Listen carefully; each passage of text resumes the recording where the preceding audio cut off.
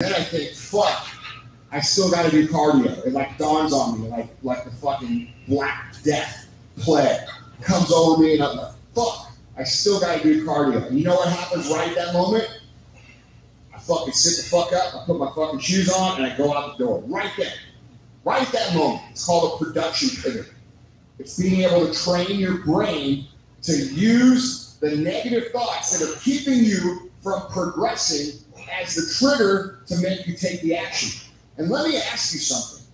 What would your life really look like if every single time you knew that you should do something but didn't feel like doing it, that you automatically swung into action and did it? What would your life look like? How different would it be? Because I know that most of you listening right now are struggling in life with your finances, with your fitness, with your relationships, because of your inability to do the things that you know need to be done. And what if you could train yourself to do that? What if you could train the production pivot habit into your brain? How different would your life look right now? How much more money would you have?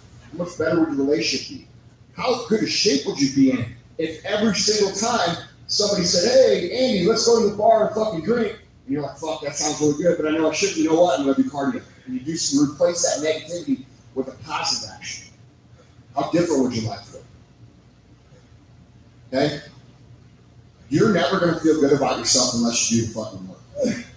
You're not going to look at, even if you have the perfect physique, if you aren't doing the work, you're not going to feel good about yourself. Even if you had $10 million a month coming in, if you're not doing the work to earn it, you're not going to feel good about yourself. The work is what provides all the things that fix the inside of your heart and soul. The work is what provides the confidence. The work is what provides the self-esteem. The work is what provides the self-worth.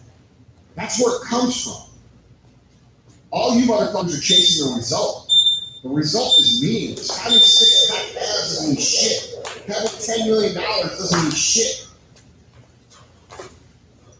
If you're truly looking to be fulfilled, and you're truly looking to be happy, and you're truly looking to feel good about your life and about who you are as a person, you have to embrace the fucking work.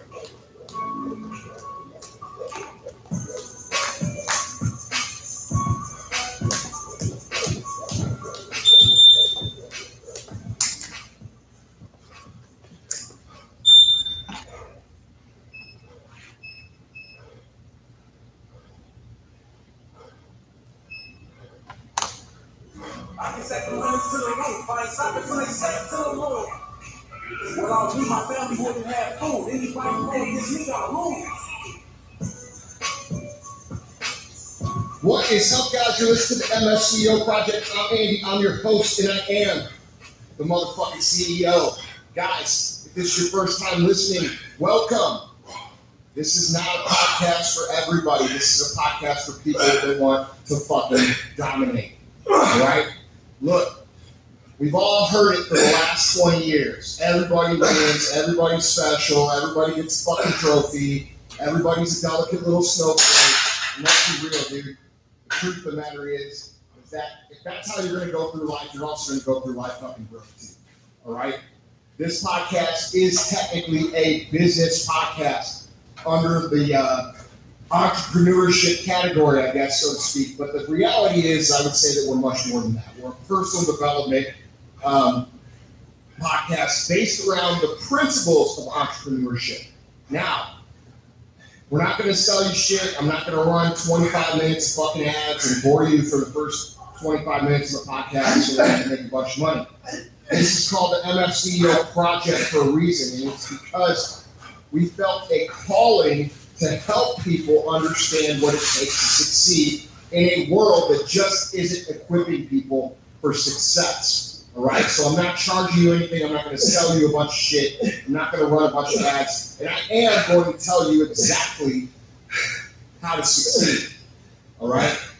Now, in return for that, I do have a fee. My fee is not monetary. My fee is this. If you get value out of this podcast, and I can guarantee you're going to get value out of this podcast. I ask that you tell one friend for each episode that helps you. All right? I think that's a pretty fair deal. I give you information that's going to make you a lot of fucking money. You tell your fucking friends. That's the deal. All right? So, today, I'm joined by the full crew. We have MC Salmon in the house, but he's not MC Salmon Day. He's MC Navy. Is that Navy? That's not. I can't tell, man. You got so many different shades. You're so many shades of gray. Shades of color. That's right. So we got MC Salmon. We got MC Salmon Pants, and then we got Casual Vaughn. I would say it would be Vaughn, the pastor of disaster, DJ God. But today he's Casual Vaughn. But in 6 months, I'm going to earn a new nickname for you. What's that going to be? Vaughn Swoller. Vaughn. Oh, dude, that's a good one. Oh, yeah. I'm going to earn it though. Vaughn Swoller, I like it. So Vaughn came to me about 2 weeks ago. We had a little heart-to-heart about, going through a little fun. I talk about my depression pretty consistently and how it's cyclical. Vaughn came to me, he's having a rough time, and said, hey, man, what the fuck do I need to do? And this is what I tell everybody they need to do. What exactly what I said. Yeah. I said, what the fuck do I need to do? What, did you just say fuck? I did. Whoa, dude. That's a big moment. That's a big moment. Holy shit, I love it. So, Vaughn doesn't, Vaughn likes to keep it PG on the podcast, but he'll occasionally let some fly in the when I get to points of desperation, yeah, that's when the F-bomb But he flows asked out. me, he said, what should I do to get out of this? Out of my girlfriend's shirt. Huh? That's fucking small that shirt looks. So yeah, hopefully we'll He's be taking fashion advice from you. Clearly. Yeah, he's doing it wrong. Well, he's got the sizing right, that's for sure. That's right. So, and I tell everybody, I say, you got to control what you can control. What can you control? You control your exercise, and you control what you eat. And those two things, guys, I know not everybody here, not everybody listening to this is battling fucking depression, all right? The reality is we just had some rough times. We go through some shit. But I'm going to tell you, when you're going through one of those funks where you're not focusing, you're not feeling good, and you're not feeling like doing what you need to do, the biggest thing you can do is to get control of your eating and your exercise. So I'm proud of you for doing it, man. Thanks, man. No, I do feel a lot better. Yeah? Right away, too, right? I did. I literally felt better like the next couple days. Dude, I'm old and I am definitely sore, but I'll tell you what, and this is an unpaid announcement. There's one product above all that First Form produces that I literally instantly feel better within 30 seconds. It's got to be greens. Coffee greens. Yeah.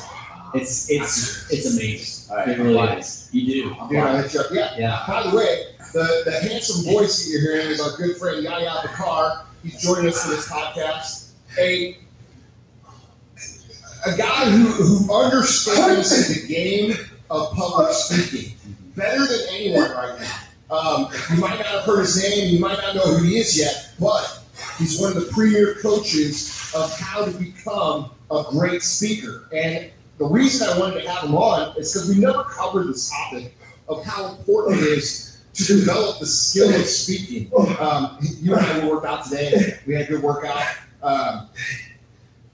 We talked a lot about, what it takes to become a good speaker. And, and I told you on the right back, like, I get asked that all the time. And the truth of it is like, I really don't fucking know. I don't know how I became one of the highest paid speakers out there. The truth of it is I just did it. And, but I'm excited to talk about this because I feel like to become an effective leader, you've got to be comfortable addressing groups. And you've got to be confident, and you've got to portray a certain type of energy and confidence when you do that. And I'm excited to talk about that, and we'll get into that for sure. But dude, welcome to the podcast. Thank you. I'm fucking pumped. Yeah. Oh, yeah, dude. This guy's full of energy, man. You guys are long. You're fun to watch, man. Yeah. Especially around. I was telling them before we were hopping on here, but talking to teenagers is like the most difficult thing in the world. Yeah. Like, and if they're not interested, they show it. And I was watching your videos, and you have a way with it, man. Not that that's your only thing, obviously, but if you can do that, you can do anything. I appreciate that. Yeah. Yeah. So, what specifically you guys talking about how you did the Yeah, educational? Yeah, so I built my career for the past. I've been speaking for almost a decade professionally. Yeah. But I basically broke into the education market. So I mainly spoke at high schools, I mainly spoke at colleges, parents, students, teachers. But it's an interesting story because I was never like a professional speaker, right? So to give you some context, when I graduated high school, I wanted to become a personal trainer. Right. And just to let you know why that was so important for me, backtrack till when I was 11 years old. I was walking home from school. Right across the street, there are 3 guys who look shady as fuck. One of them crosses the street and basically confronts me and says, "Yo, give me your money." Yeah. And I said, "I don't have any money." Right? And he's like, "I'm not fucking playing, give me your money." So he takes off his belt, and with the metal part of his belt buckle, he went boom, and knocks me out and hits me in the left side of my face. And I'm like knocked out cold. All I remember is waking up and I see this lady, "Hey, are you okay? Are you okay?" I look and I see her car door open and she just found me on the floor. She's like, "Where do you live? I'll drive you home." So I drive home and I ring the doorbell and my father comes down and he looks at my face. I didn't look at my face because I was shocked at this thing. But he looks at my face and he sees like this huge cut. He's like, "What happened?" I told him what happened. He's like, "That's it, you're gonna learn how to defend yourself." So he puts me into martial arts. And for the next 4 years, from 11 to like 14 years old, I became a fucking weapon. So I learned how to fight. Yeah. So I earned my first degree black belt. I was 15-time state champion in New Jersey. And then I was a 2-time Junior Olympic champion. Would have been 3, but I got disqualified in Las Vegas for breaking the kid's nose for kicking me in the balls. And so, true story. And so I just became a weapon and I kind of like abused my fucking power. Yeah. Right? And then just like when I was 14 years old, I just had like a heart-to-heart with myself, and I just realized I'm not a fucking fighter. Like I'm a hugger. At the end of the day, I wear my heart on my sleeve. Like, if we're gonna fight, I'm gonna get hugged first, and then we'll hash it out. Yeah. Right. Yeah, right. So I just said I'm done with fighting. Yeah. And I shifted. But here's the thing. I fucking love the discipline, the character building, the work ethic that was involved with training 7 times a week. Like that helped me grow. And so I went through like a slight weird phase where I was like, okay, what do I do now? And then when I was 15 years old, I was like, one of my boys came up to me and was like, "Yo, you should just get into like bodybuilding and weightlifting." So that became my addiction. Like it became like an obsession. To the point where training became my therapy. Like The Rock said, it was his anchor. That was my anchor. Right. And then fast forward to high school, I was like, I know exactly what the fuck I'm gonna do. I'm gonna become a personal trainer. Now, my stepmother and my father, they're Middle Eastern parents. Okay, my stepmother raised me when I was 5 years old, and my dad is from Syria. My stepmother, she's from Iraq. And if you have Middle Eastern parents or Asian parents, the only options you have to get an education in America is either become a doctor, a lawyer, an engineer, a doctor, or a doctor. You see what I mean? Right? So I was like, all right, cool. Yeah. I'll become a doctor. So I got a full scholarship to ASU and didn't like the school. I went to this hippie as fuck school in Fairfield, Iowa called Maharishi University Manager, where I learned how to like meditate twice a day. So I left my full scholarship to go to the school where I had to pay out of my pocket. So I took out a shit ton of loans. Fast forward, and I'm meditating. I had a long ass stairs, it was like down here. And I started, one semester left until I was supposed to graduate with my bachelor's degree in physiology and health. And mind you, I'm taking all my prerequisites, biology, physics, chemistry. I went to different schools. I'm about to take my DAT, the standard testing for becoming a doctor. And I just had like a moment where I'm in an organic chemistry class, and it was almost as if like the volume outside of me went super low, and the voice inside my head went super loud. And it was like, yo, this is not your path. You're doing this for the acceptance and approval of your dad and your stepmom. And this was a scary moment for me because I'm an all-in fucking guy. Yeah, and you just dedicated fucking so much of your life. So much of my life, so much of my time, so much of my reputation. I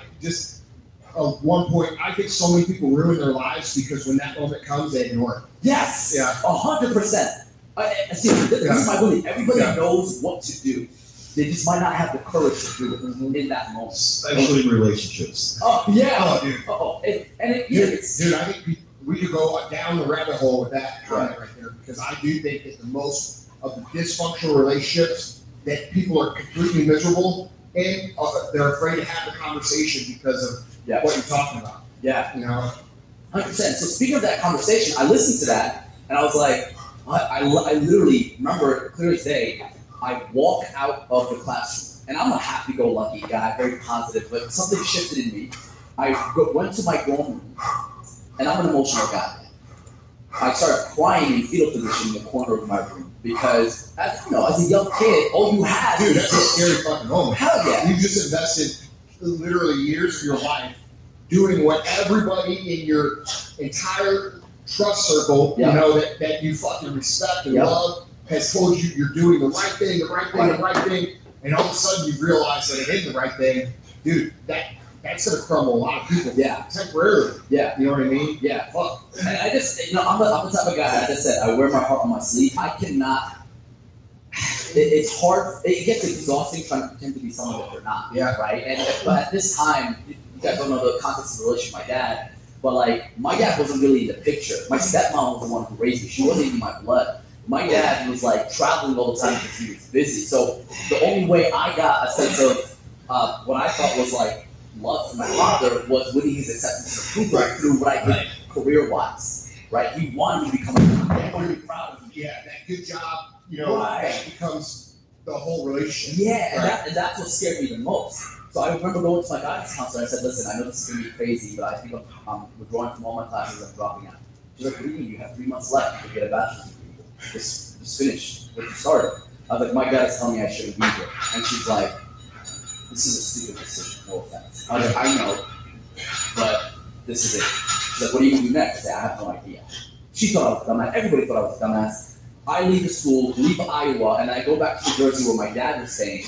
And I remember I'm the oldest of 7 brothers and sisters. So I knock on the door, and my youngest brother, he's 5 years old at the time, looks like Theodore from Alvin and the Chipmunks. He's like me too. And then I go in and I tell my dad the news. My dad is fucking pissed. Like, talk about disappointment. Yeah. He was just like, you're stupid. What are you? I was like, I gotta follow my heart. He's like, what is this stupid heart talk? Like, what is this heart talk? I was like, I don't know. Like, long story short, we have a falling out. I'm not allowed to stay in the house anymore. One of my buddies who comes from an Italian, like traditional Italian family, like they grew up in Naples. He hears about my situation. He invites me to stay into his home. Problem was, it wasn't his home. It was his family's house. So I go into his home, and his mom is like in the kitchen making like whatever pasta or whatever. And then he's like, "Ma, Yaya's gonna stay with us until he can get himself together." Mind you, this is 2011, beginning of 2011. And his mom starts flipping out. She's like, "Oh my, we'll just get the pasta." That's all I got. Let's pasta the whole thing. And then he's like, "Ma, if Yaya doesn't stay in the house, I'm not living in the house anymore." And she just buys in. And she's like, "Okay." So I go into Mike's room. He doesn't have an actual frame in a mattress. It's just like a mattress on the floor. I'm laying down, staring up at the ceiling, and I'm thinking to myself, "Kid you not, I'm such a fucking dumbass. Let me just go back. Finish what I started. This whole thing could be over." Like, this is about a month's time has passed since I dropped out. So that was December of 2010, the beginning of January 2011 now. And my buddy lays down right next to me on the mattress. It was awkward at first. But he looks at me, he's like, "Yo, the thing about you, I think you should become like a motivational speaker and life coach for young people." And I look at him.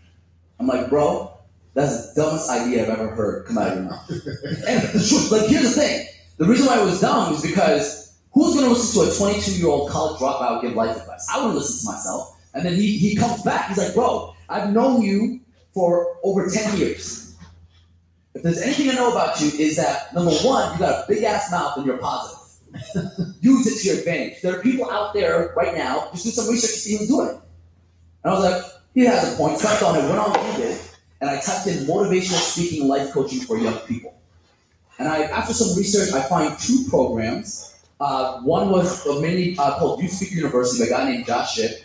He was built a career in the education market. And another guy's name is Tony Robbins. He's the co-founder of Robbins Madonna's Training, which helps people intervene when it comes to suicide and depression, give you the skills to really change people's lives, and not just talk about it. So I look at both the programs. It was a total of $9,000. Now, come from my perspective for just a moment. It's $9,000 for both programs combined. I have $50,000 of debt.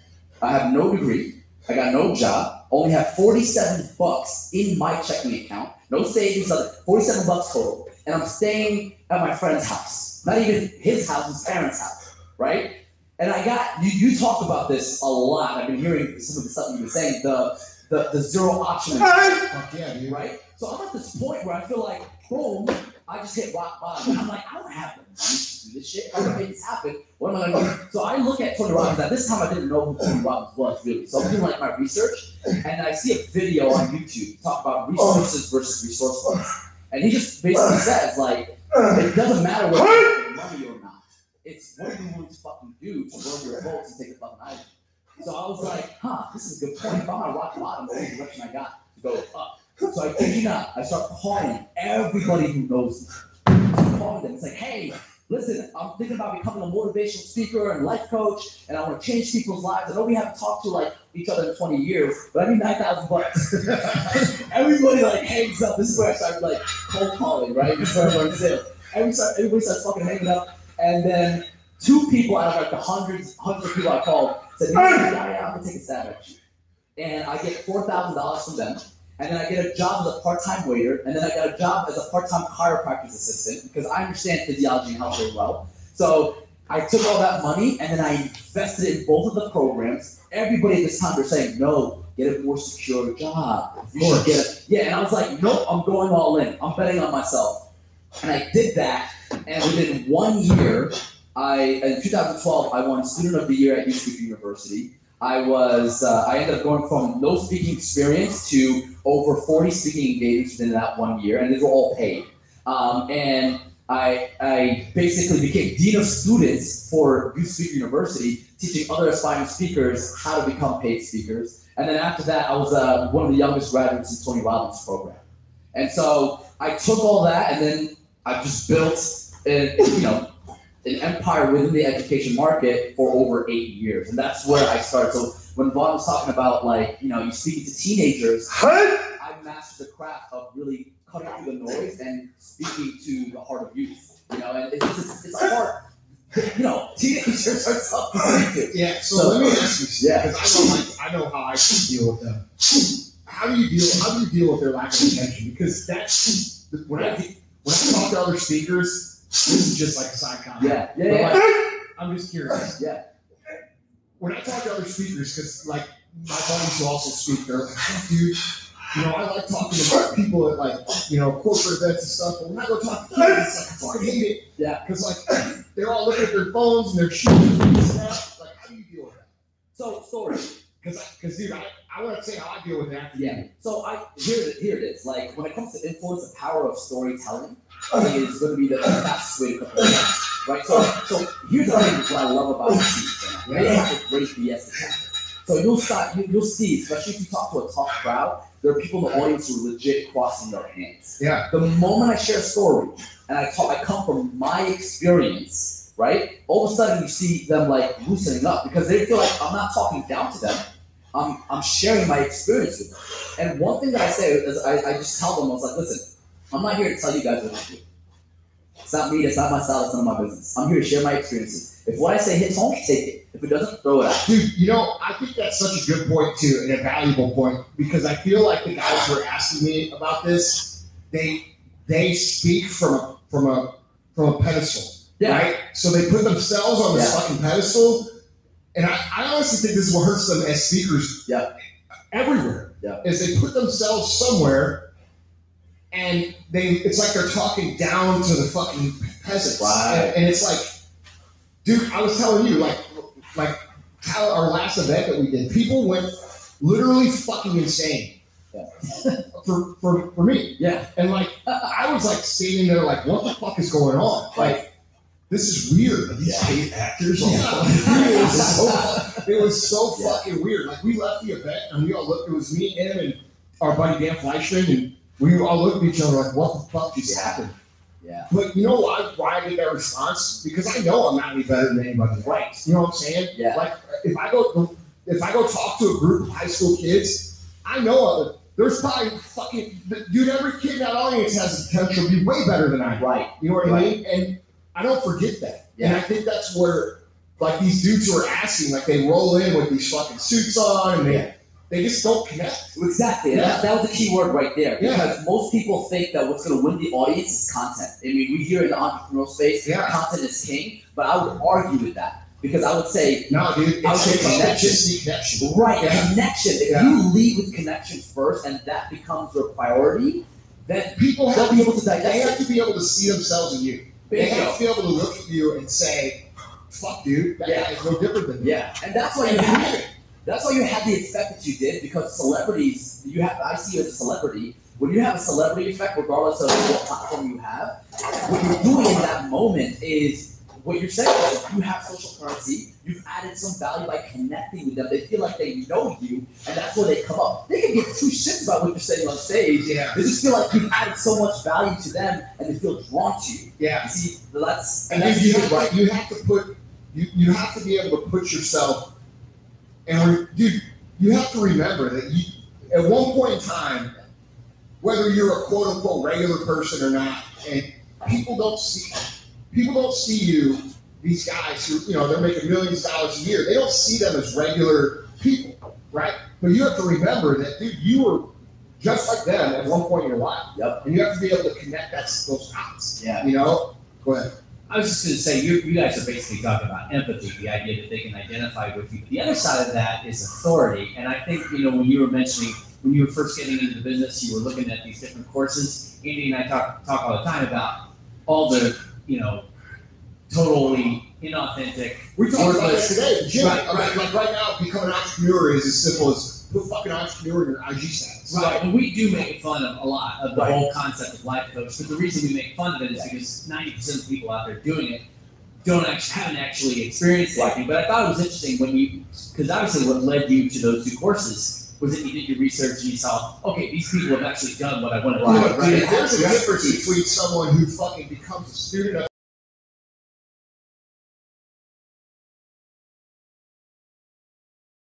Bitcoin course on the fucking internet. Right. And I have no experience to see it coming from. Which one of the courses that you looked into was what's being advocated by a lot of the quote unquote authorities in entrepreneurship. Right. Which is fucked up. Yeah. Like what's being sold to these kids is, hey, buy my course, I'll teach you how to make courses, and you go sell like right. Dude, even though I have no experience ever. Right. But the flip side of it, all right. Just trying to make the point is that yes, they saw themselves in you, the authority side, the empathy side. But the flip side of that, and this is what makes people go crazy about Andy and yourself, is that you do have authority. Right. They see themselves in you. You are speaking from your own experience, but at the same time, you're also doing what they're wanting to do. It's like these kids that go out and they get college degrees, right? And then they go to apply for a job, and the job says you need 3 years experience. And they say, well, how the fuck am I supposed to get experience if I get the job? You're like, okay, and at some point, eventually, you've got to make yourself a fucking authority. Right? And you've got to decide, like, dude, and this is where the confidence aspects that we talk about come in. No one is ever going, like, dude, no one ever came to me and said, hey, Andy, you know what, I think you're qualified to fucking charge $75,000 an hour to speak. Yeah. No one ever said that. You know what I said? I told you this other today. I said, he goes, dude, he's like, what are you getting now? And I told him, he's like, what are you getting, 70, 75? I'm like, yeah, that's what I get. And he's like, well, how'd you get to that? And I said, well, the truth is I just got raised my price till I got the amount of speed engagements that I wanted. Because I didn't want to do them every week. Right. So the guys that want to fucking buck up, I'll go do them. Yeah. But no one gave me. Tony Robbins didn't come and say, hey, you know what? You have permission. I think you're pretty good. You know what I'm saying? Like, right. You have to give yourself that 100%. 100%. But before you move on with all the insight about the speaking, I got to circle back because when you made the decision, your dad got pissed at you. Yeah. Things basically fell apart. Yeah. Isn't it at that point where so many people go, oh, I must have made the wrong decision because everything's falling apart. Talk about that. And everyone I trust and love and have looked up to my whole life is saying I'm wrong. Yeah. They take chaos as an indication that they did something bad. And dude, you know what though? There's a fine line there because you know what? Sometimes that is a fucking sign you did something wrong. Yeah. You've got to step back, dude, and look at it and say, okay, like how did you do that? You just have to know yourself, right? You have to know your intent. The way that I see it is like, I take the gold and I throw out the dirt. with everybody, all points of view. I welcome them. And then what I do in my mind is I filter out and I say, what feels true for me? Like, what feels truthful for me in this moment? Right. And then I make a decision from there. I don't take somebody's opinion. See, that's an intelligent person's point of view. Yeah. I do the same exact thing in literally every fucking area. Yeah. I will not, like let's say somebody starts talking about something that generally I don't agree with. Like, I'm not a bleeding heart liberal when it comes to politics. That doesn't mean that I won't sit there and listen to someone's point of view and say, okay, you know what? They said 5 things. 3 of them I think are shit. But the 2 points they made, I can see why they think the way they think. 100%. And dude, you know what? That's the way you grow. Yeah. You know what I mean? And I love that saying, dude. I take the gold, draw up the dirt. I never heard that before, but I like it. I love the saying. This is my saying. I didn't come up with it. I think Mark Twain came up with it. I think your saying is, keep the core and draw the poop. No, my saying is even the broken clock is right twice a day. Oh, I like that. You know? I like that. that. Look, man, you can learn from anything. Absolutely. But sorry to interrupt. I just love that. Yeah. To close the loop there, 2 parts, right? What you're talking about the authority and the authenticity is being a credible celebrity, not just a celebrity who wants the fame, the followers, and all that kind of stuff, and just connected. Dude, doesn't that come down to intent though? Like people, you said, people, like teenagers have a very fine-tuned bullshit detector. Yes. I agree. Yeah. Dude, people just know intent. Like, if you're, like, dude, I've been in speaking engagements where literally every motherfucker up there is trying to sell shit. Right. And then I just go in there and fucking try to over-deliver. Yeah. And you know what? Everybody loves it. Yeah. They know your intent, and they're going to support you when your intent is genuine. Right. You know what I mean? Right. Now, if your intent is genuine, and you really intend to help people and provide value and teach them, oh, and by the way you sell shit, guess what happens? They support you by buying your shit. Right. But when your intent is to stand up in front of people and sell them a bunch of shit, you're gonna run out of speaking gigs. 100%. You know? Because you're using a platform for a form of validation versus adding value. Right. So what did you mean by, you said credible celebrity? A credible celebrity. So the way that I see like Andy's a great example of being a credible celebrity. So when it comes to the speaking business, there are 2 ways really to make it super fucking simple. There are 2 ways you can build it. You can become the flower, or you can become the bee. Okay? The bee has to go to multiple different flowers to collect nectar and then take it to its beehive. The flower, all it has to do is produce the nectar, produce the pollen, and it attracts the bees to it. Now, the way that you create the flower is you either have an amazing business that generates cash flow, or you have an awesome offer that you provide to your audience, which you have a headquarters here, this is one of your flowers, or you build a celebrity personal brand, which you haven't done. So now you're in a position of a flower. The way that I built my business initially, which is why I pivoted completely, is I was a bee. Meaning, the only way that I was getting paid to speak was I was trading my time for money. And that was a wrong business model, meaning that it was just a high-paying manual labor job. Right. In school, I was You're trading your time for money. Right. It's just like any artist, it's like any tattoo artist, or any of these, like, dude, it's a tough transition. Yeah.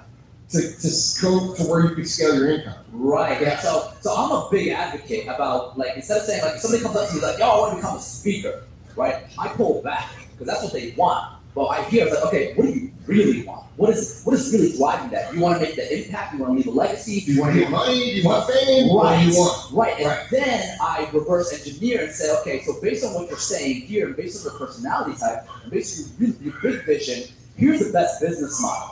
All right, maybe you can still create an impact on social media, because speaking and social media, they're just vehicles, they're phenomenal tools, not only to market your message, but to really, like, drive the impact. So now we live in a day and age, especially social media, the way that I see you do it is where you can make that impact, build that influence, and generate that income without necessarily traveling, become the busy bee, going to multiple different places, and you can be selective with the stages that you want to get on. Right. So I always encourage people, like, okay, a stage today is not just you being on actual physical stage. This podcast is a stage, right? This is a platform, right? This is a flower, right? And you can be very, very intentional about how you share your message and how you market it. So, like, that's kind of like what I mean by building that business, the business side of it. So, so when it comes to the speaking, you have like the art of speaking and storytelling, which is one skill, and then you have the business side of speaking, which is another skill. Right. So I think for anybody, whether, you know, or if they want to get paid to speak, the number one thing that they have to understand, especially in the speaking industry, is that your target audience and your target buyer are two completely different people. Meaning, and we talked about this right now in the gym, meaning like you could be speaking to like teens, like in my case, or you could be speaking to real estate professionals. You could be speaking, that's your audience, right? But who at the end of the day is who's writing the paycheck? That's right. Bingo. And that's your target buyer. Most speakers, amateur speakers, not world-class speakers, but most speakers, what they do is they create all their content to just speak to their audience. The only time this works, and the only time this would be beneficial to your business, is if you do what you did, which is to build a very influential personal brand. Right. Where now you have a raving fan base that says, you gotta get, they'll influence the decision maker. You gotta make this guy. The reason people pay me what I pay is because they announce the event and the event sells out. Right. They get fucking paid back. Right. So in the speaking business, there are three types of high-paying speakers. You've got the first type, where the content speakers. They're only known for the specific topic, right? Maybe bullying, maybe real estate, maybe whatever that niche is, that topic that they want to talk about. Right. And eventually they exhaust it. Yes. Because they go out and they speak on every fucking show, right, on every fucking podcast. Yep. And guess what? After a year of that, everybody's hurt. Right. And to be honest, those are the lowest paid speakers out of the three that I'm about to share. Right? It's cool, but you can easily become a commodity there. There's no pull. It's like, oh, we want somebody to talk about bullying. Okay, you can't make it, so we'll find somebody else who's more affordable. Right? You never want to position yourself that way in the marketplace. Then you've got the keynote speakers. The keynote speakers usually have some form of like influential personal brand, like celebrity status. They have a draw, or they were like me. Nobody fucking knew me, but when I get up on the stage, I fucking rock it. Right. I have the energy. So they're like opening or closing speakers. If you can use that. These are usually speakers who get paid anywhere, depending on the market. Let's say if you're in the education market, it could be anywhere from $2,500 to the corporate market or the entrepreneurial space to $100,000. Right. So this is what most people do. But the highest paid speakers, in my opinion, are the closers. The closers are the people who actually see the stage as the beginning of their impact. Meaning, they have something of value to share and provide after they rock the stage, right? So someone like you, right, you get up on stage, whether they know you or they don't, they fall in love with you. Yeah, I know, dude. I know when I speak that I'm going to convert. I'm not going to sell them anything today. Right. But I'm going to convert at least 60% of the room into fans of me. Bingo. And I know that. And here's the thing, like, you're not depending on this speaking as your main form of income. Right. Yeah. Bingo. So that puts you in a position of leverage and power. That puts you in a position of power. There's no desperation. Right. If you don't fucking like me, then there's the fucking door. Exactly. I don't give a shit. So to your point, Gaia, a couple days ago, I had this kind of casual conversation with somebody who was saying, like, seriously, how many people listen to your podcast that I just said, dude? Millions. And he goes, well, how do I create a podcast like that? And I told the story about 3 years ago when we were sitting around talking. And I said, you know what? I said to Andy, dude, you have such incredible things to say. Start a podcast. Not the other way around, which is what I think. That is not even the fucking truth. Well, whatever, hold it. Listen. You're trying to take credit for the fucking podcast. Get the fuck out of here. This is how it really happened, everybody. Just so you know. Because we got Casual Vaughn over there, a little too casual. All right, but don't mess up my point, because it's a good point. All right, I'll let you make the point, but how it really happened, this will go along with your point. Do you know how it really happened? Well, you asked me making videos of your guys' meetings. We were doing an audio interview for a book, okay? And Tyler started making 15-second clips for Instagram. And I started posting Instagram clips because I just podcast. And people would be like, dude, we're going to listen to this podcast. Fuck, that's awesome. We're going to listen to this podcast. And I would write back, literally, this is how stupid I am, by the way. I'm so fucking, you guys all think I'm smart. I'm not, I'm an idiot. Literally for like fucking months, I wrote back everything. Instead of podcasts, we're writing a book. Because I thought podcasts were stupid. Right. And I thought a book was like prestigious, so I wanted to brag about my book. Eventually, after like 3 months of this shit, we sat down, and then Vaughn might have said, well, we should start a podcast.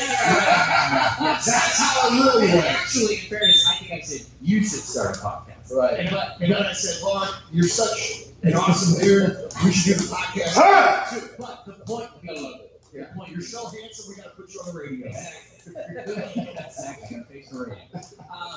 The point being is that so many people say, I want to start a podcast. Now I got to figure out what to talk about. Because they want the fucking end result. Right. Instead of saying, I have something really incredible to share. That's what I'm talking about. I'm going to share. That's what I'm talking about with this thing. Yeah. People, you can tell when you listen to someone's shit, whether they are actually trying to help people or they're just trying to glorify themselves. Right. You can fucking tell. Everybody knows. And that's why you have all these other podcasts starting up. Like, dude, Gary's telling everybody, go deep on podcasts. Bro, Gary, I love you, but not everybody should have a fucking podcast. Right, that's a really good point. You know? That's a really good point. And I think what most people mistake is they don't see these as vehicles to accelerate a message. Right? It's almost as if like they're seeing it as like, oh, that's the thing that's gonna get me here. And I'm like, no. It's a tool. Yeah. It's a tool. Like, what is the big picture at the end of the day? Then reverse engineering. So many people they just jump in whatever is hot and they don't, It comes down to instant gratification and talent. Yeah. Like, dude, this is so fucking hot. Dude, they're doing this, they're doing that, they're doing this. And dude, then everybody's jumping in it without even thinking. And, you can't win like that. Yes. Because the motherfuckers you're competing against are going in with a fucking mission. And by the way, they're practicing it every day. And by the way, they're fucking smart. And by the way, they have resources and experience and network. And like, dude, you're gonna compete because you decided to when you drank 6 beers on the boat at fucking Memorial Day. You're gonna get fucking killed. That's it. Okay. Now I do agree that everybody has skills and probably things they can offer.